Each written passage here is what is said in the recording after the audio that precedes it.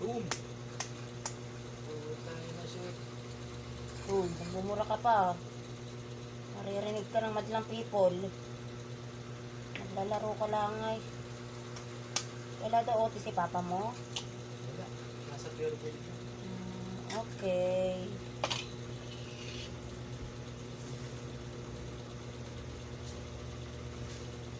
May natira pa rin dun. May natira pa rin shell.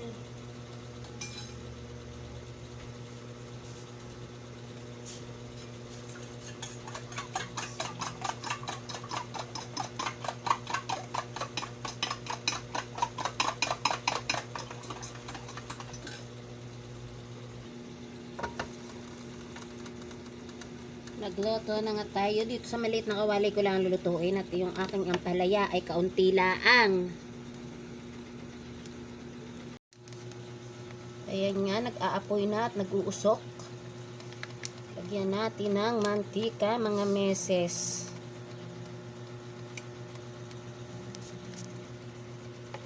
At atin ng pinainit ko na yan. Lagay na natin yung sibuyas at bawang. Ayan. Halu-haluin lang natin, mga sista. Hintayin natin siyang magkulay brown. Ano ba yan? Ayaw maghiwa-hiwalay ha. Yan. Ano ba yan? Nalabo yung aking camera. May tumansik. Ayan na nga mga sister. At ating ilagay yung naglagay ako ng ito yung niluto kong bagoong nung nakaraang araw. Kunti lang. Naglagay lang ako ng kaperanggot na bagoong. Ayan. Kunti lang bagoong. Pampalasa lang dun sa aking ampalaya. Yan yung niluto ko nung nakaraang araw.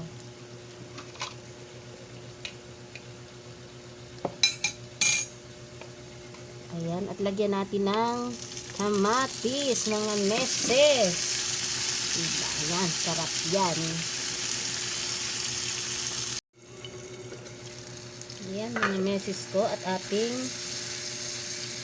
durog-durogin yung ating kamatis. Ayan. Durog-durogin lang natin.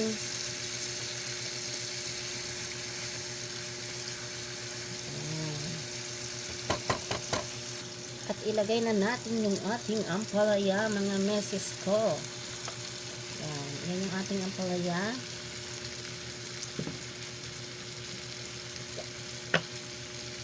Ayan, mainit.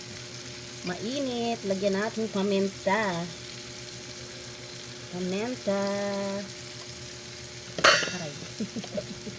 Hindi ko muna siya lalagyan ng asin at meron nga akong bagoong, titikman ko na lang mamaya.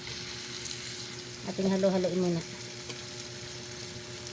Yan, ganoon ang laang at ating takpan para maluto.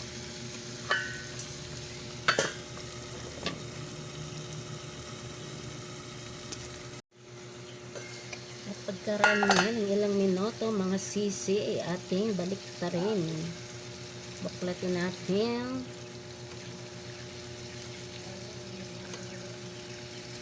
Baklat sa kabilaan. Yan.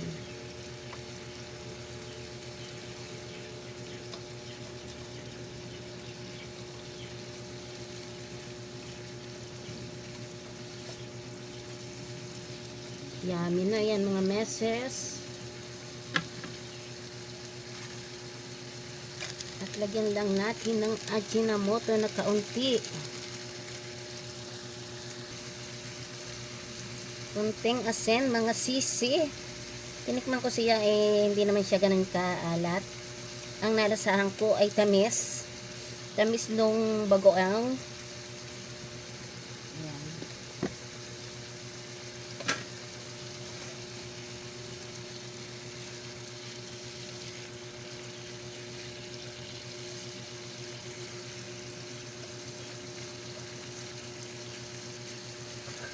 Uli natin. Yan. Ayan na nga mga sister ko. Naubos na ang tubig. At mantika na laang ang natira. Tinanglagay ang itlog.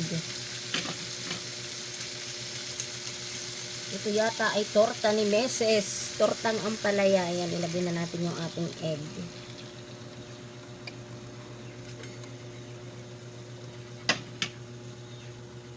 Ayan, halo-haloin lang natin para hindi maging torta.